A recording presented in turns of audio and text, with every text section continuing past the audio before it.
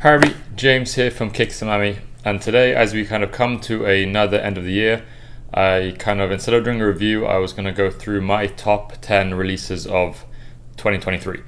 And in those releases, these are releases that I was able to get my hands on. Obviously, throughout the year 2023, there's a lot of shoes and a lot of hype shoes and just shoes that sometimes we just can't get our hands on. So this is my opinion.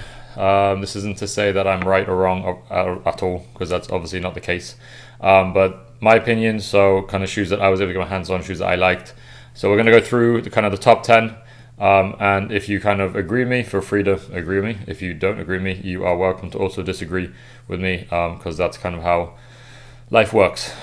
So kind of starting with number 10, and then we'll go through to number 1, and I'll kind of tell you what I liked about it, what I didn't like about it, and yeah, we'll go from there.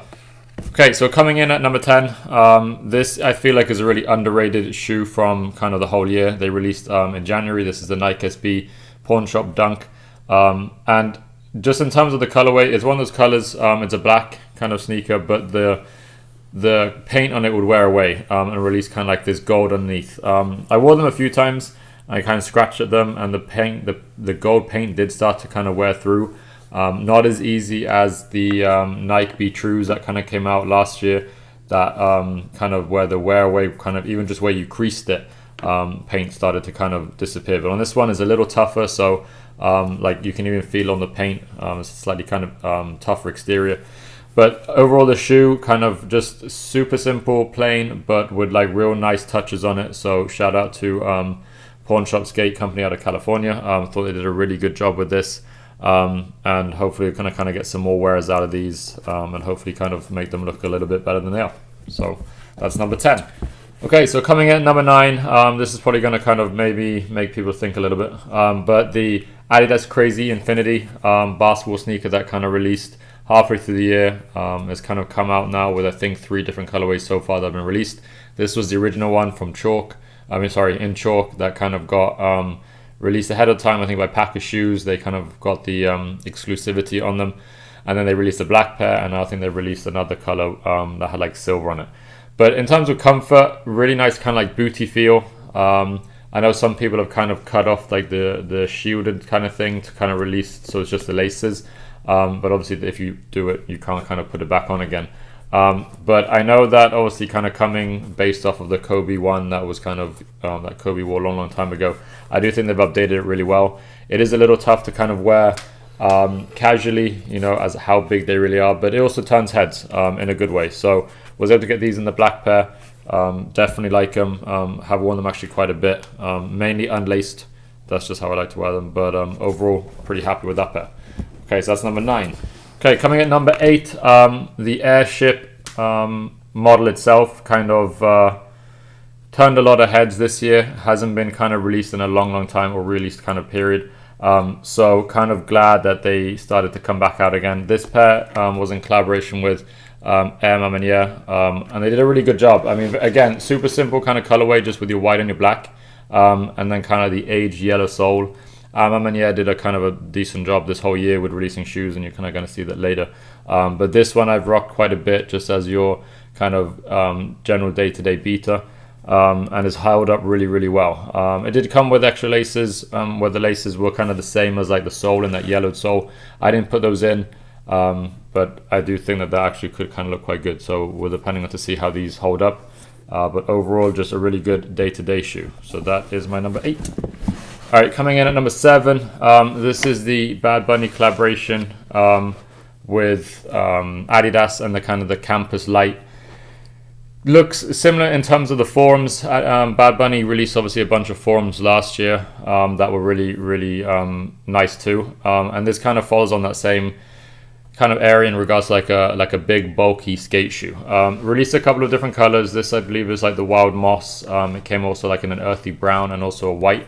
But in terms of comfort, with like the double cupped heel and the double padded tongue, which are kind of pretty famous with Bad Bunny shoes, it kind of comfort-wise really held up compared to kind of like your regular campers, which is a little bit narrower and maybe not so plush.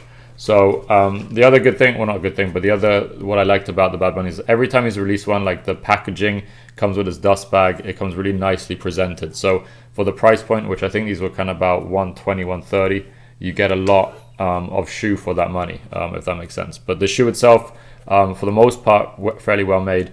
I did have some issues with like the toe box on this pair compared to the other two pairs that just looked a little dodgy in kind of quality control. But still nothing that kind of affected the shoe when I wore it, more just kind of when you looked at it. So yeah, so that is my number 7. Okay, so coming at number 6, I kind of brought the whole pack out because actually out of a lot of the shoes I released this year, I think this one didn't get that much love, but I do think it is actually a really good shoe. So this is the Social Status Mac Attacks. They released, I believe, 4 or 5 now, but I kind of got the first 3, and then after that I kind of they all kind of started looking kind of similar. So this was the first one, which I probably prefer the most out of the 3, just because it's essentially just one clean color. We all know that the kind of the story behind it and the videos that they released, Social Status, which I think they did a really nice job about. And obviously I can cut away the swoosh if I wanted to, which would have like an underlying kind of pink, and that goes for the other 2 too. The green one I believe kind of comes out as orange. I'm not 100% sure, I can't exactly remember actually. I think it's a yellow that's under this pair. But this pair is probably the one I wore the most. Right out of the box, I do admit that these are very comfortable, kind of in first wear. So I was pretty kind of stoked with the whole pack and the collaboration. I know a lot of people are kind of saying that nobody's really going to wear these, and people only started wearing them now because there's a possible collaboration with Travis Scott. But I have to admit, for those of you who haven't worn a pair, you might want to try a pair before you kind of start talking too much about them, because I do believe that they are better than what people are thinking. So this whole kind of array of these, like this model and the collaboration with Social Status are like my number 6. Okay, so following up with the Social Status kind of pack, another pack that kind of released that I kind of fell in love with straight away was the Bape Adidas Forums. So to celebrate Bape's, I believe, 30th anniversary and also their 20th anniversary, kind of collaborating with Adidas, they released a set of 2 forums with their kind of typical Bape camo. So you get the blue ABC camo and also the green ABC camo. I'd have loved for them to also release a pink ABC camo. I thought that would have been awesome to be able to get like all 3 of their famous colorways. But as so far, and seeing that the year is coming to a quick end in the next kind of few weeks, I'll be very surprised if they do celebrate kind of another shoe.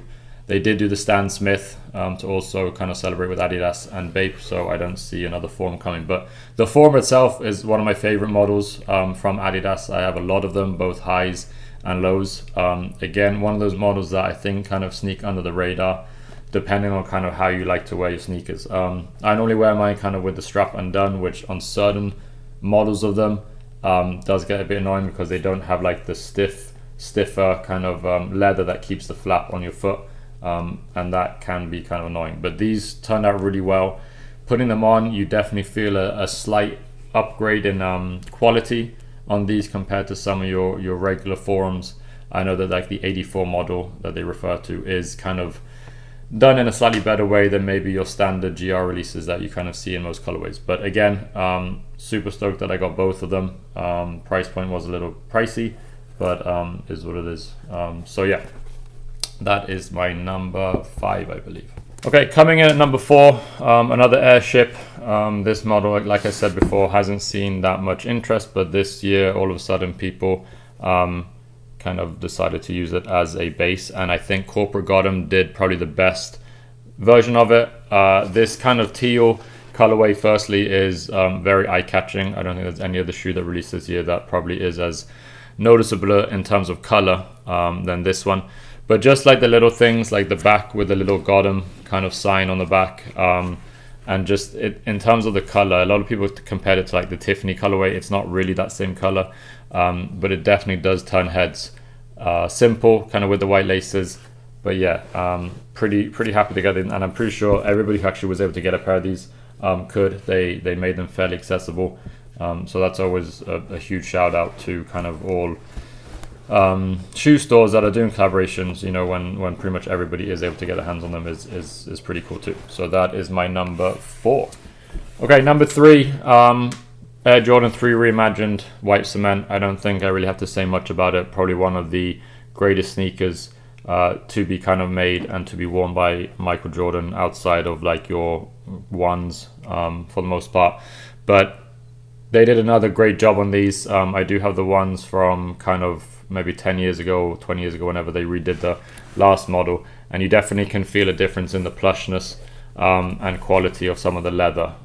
So just, I mean, this and like the black cement, if they were to redo the black cement, I think it would have just as an equal of a result at the end of the year by being one of the best sneakers to be redone. So I don't really have to say too much, because anybody who knows what this shoe is can appreciate it. Okay, coming in at number 2, another pack. I know that I probably reviewed now, or kind of my top 10 shoes is really that of kind of like 14, 15 shoes, but I don't care. So Jordan 5 Amamania, in terms of like, for me personally, the Jordan 5 is one of my favorite silhouettes. Ever since I kind of started looking and getting interested in sneakers, this was the Air Jordan Fire Red was kind of the first shoe that I think I bought for resale at any point, just because I wanted so badly, and that kind of ignited my love for sneakers. So Amamania again has been doing great this year, and also last year, following on from some of the other releases. So I was able to get both the Dawn pair, which is the white one, and the nice thing about it is that they've kind of made this into a lifestyle version shoe, where they've cut down the padding on the heel, which has made it a little bit easier to wear with certain kind of clothing, so it's not as bulky. So kind of pants and jeans and stuff don't sit on top of that bulkiness that you kind of get in a regular Jordan 5. So you have been able to kind of cover a little, which makes it a little bit easier to wear as like your kind of casual shoe. So Dawn pair, kind of the white pair. The Dusk pair, actually just kind of, I literally just got in and have just taken out the box. I haven't had a real chance to look at it, but I have seen a lot of photos over the last few weeks about this pair, and I don't think I've seen anything negative about it. So to be able to get the pack again, super happy about that. So I'll be kind of rocking these. I might do the lace swap on these to kind of the color that matches the netting on the side. But in terms of quality, yeah, you can't say enough good things about the quality that Amamania has done on both this shoe, the Airship, and some of the other Jordans that they released over the last year or so. So that is my number 2.